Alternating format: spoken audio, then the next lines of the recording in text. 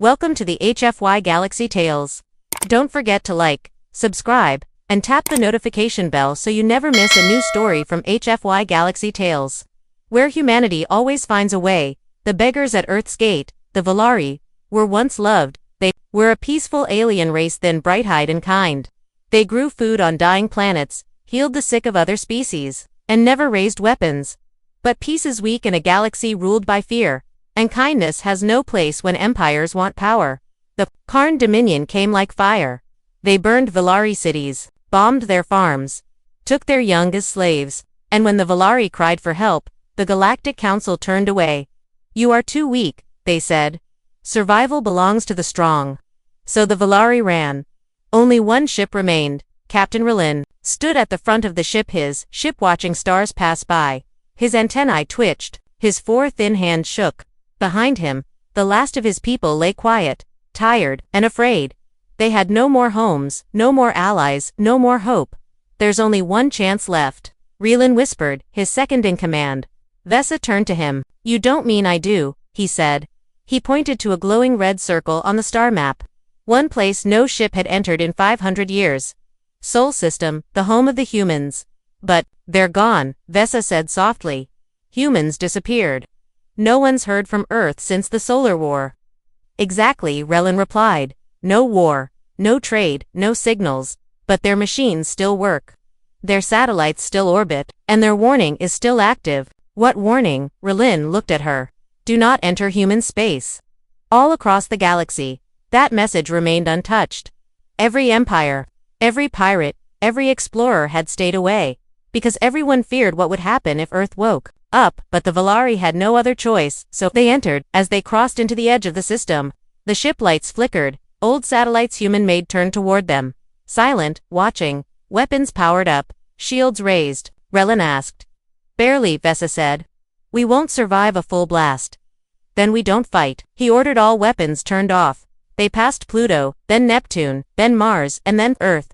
Beautiful, blue, still alive and silent. Suddenly, every screen on the ship turned black. Then, one word appeared. "Identify." Relin stepped forward. "I am Relin of the We seek shelter. Our worlds are gone. Our people are dying." Silence. Then another message. "The galaxy rejected you."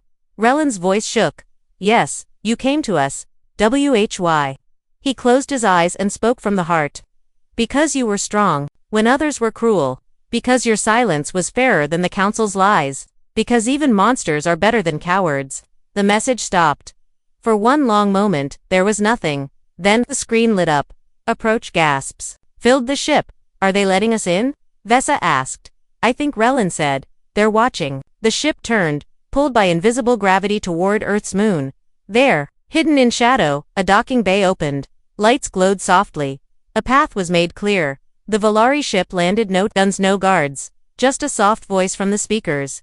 "You may rest here. One condition, do not lie." Relin bowed his head. "We won't." He looked back at his people, injured, tired, and lost. But in their eyes, something returned. Something that had almost died. Hope. They had come to the place everyone feared, and Earth had opened its gates. The sleeping lions waked. The ship sat quietly in the hidden bay under the surface of the moon. There were no human guards, no voices, no signs of life. And yet, nothing felt empty. Captain Relin and his people waited for hours. They were given food, clean water, medicine, but they never saw who gave it. Robotic arms delivered supplies from the walls. Soft lights followed them as they moved. Invisible scanners checked their bodies for illness, but no one touched them. No one spoke. Only one message appeared on their screens each day. "You are guests. Be honest, be peaceful." Some Valari began to relax. They smiled again. Children played in the clean halls. Mothers sang soft songs. But Relin did not relax. "This place is alive," he said to Vesa, "not empty. Watching. Waiting." Vesa nodded. "Do you think they're really gone?" Relin looked at the glowing blue planet on the screen. "Think the lions are sleeping? And we just stepped into their den." Then, one night, something happened. A small Valari child wandered away from the sleeping quarters. She was curious, chasing a floating light that danced through the hall. She followed it into a long, dark tunnel. At the end of the tunnel stood a figure. It was not Velar. It was tall, broad, silent. It stood completely still, armor black as space. No face, only a helmet with a glowing red visor. The child froze. The armored figure turned its head slowly, then crouched down. It did not speak, but it held out a small object, a soft glowing ball, the same one she had followed. She took it carefully.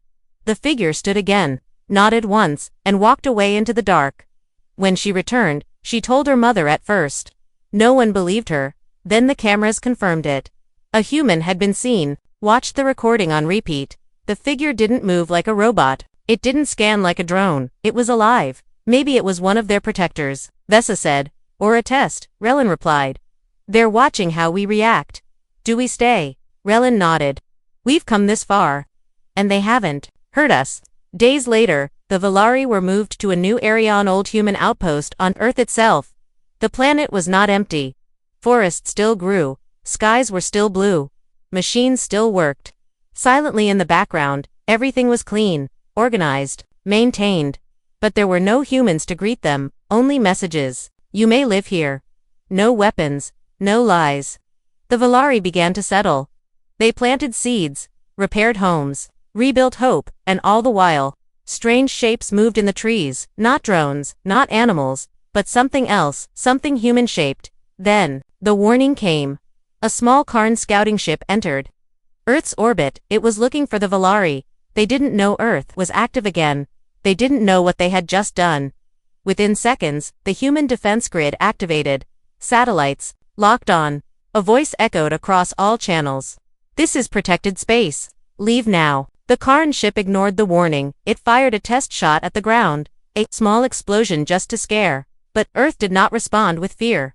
10 black ships rose from the oceans. No engines, no sound, just smooth, black surfaces and glowing red eyes. They surrounded the Karn ship in seconds, and then, without a single word, it vanished. Not destroyed, erased back on Earth. Relin looked up at the sky.